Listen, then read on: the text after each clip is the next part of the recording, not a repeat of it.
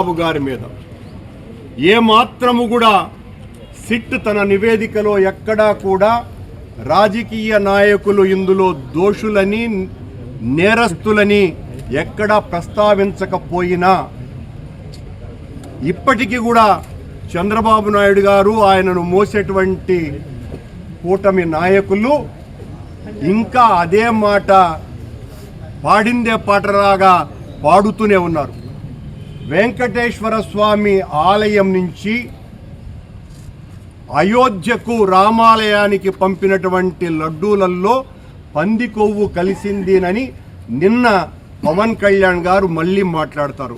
3 రోజుల క్రితమే ఆయన నేను పొరపాటయ్యింది, ఎవరో అందిస్తే సమాచారం నేను ఆ రకంగా మాట్లాడానని చెప్పి నిన్న జరిగినటువంటి కూటమి సమావేశంలో 3 పార్టీ నాయకులు కలగలిపి ఎలాగైనా జగన్మోహన్ రెడ్డి గారి విషయంలో మనం పూర్తిగా ఈ లడ్డూ విషయంలో ఆత్మరక్షణలో పడిపోయాం, కూరుకుపోయాం, దీని నుంచి బయటపడాలి అంటే జగన్మోహన్ రెడ్డిని హిందూ వ్యతిరేకగా ముద్ర వేసి ఇదంతా కూడా ఒక కుట్రగా జగన్మోహన్ రెడ్డి పనిగట్టుకొని హిందూ వ్యతిరేకులను టీటీడీలో రంగంలోకి దించిన కారణంగా అని ఆయన మీద ఒక హిందూ వ్యతిరేక ముద్ర వేసి తద్వారా రాజకీయాన్ని లడ్డూను ఒక చేతి బాంబుగా మార్చి ఆ చేతి బాంబుతో వైఎస్ఆర్ పార్టీని ఖననం చేయాలన్నటువంటి కార్యక్రమంలో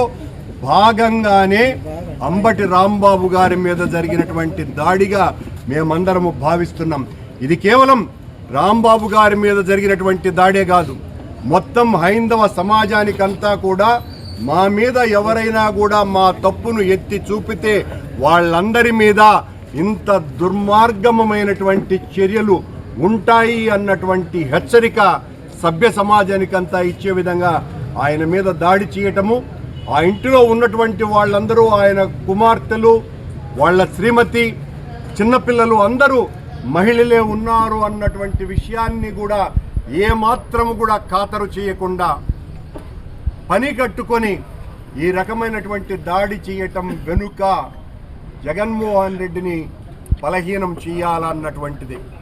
రాంబాబు గారు జగన్మోహన్ రెడ్డి గారి ఆలోచనకు ఆశయానికి అనుగుణంగా అనునిత్యము గొంతెత్తి రాష్ట్రమంతా కూడా జగన్మోహన్ రెడ్డి గారి యొక్క తాత్విక చింతనని ప్రజలకు చేరువ కావటానికి ఏ పనులు చేయాలనో అవన్నీ కూడా చాలా సమర్థవంతంగా వెళ్తున్నటువంటి నాయకుడిగా ప్రఖ్యాతిగాంచినటువంటి వ్యక్తి.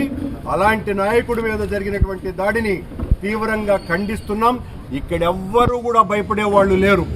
చంద్రబాబు ఎంతగా అణచివేస్తే అంతగా ప్రతిఘటిస్తాం, ఎంతగా తొక్కాలని ప్రయత్నిస్తే అంతగా తిరగబడతాం. రేపు రాంబాబు గారు బయటికి వస్తే మరింతగా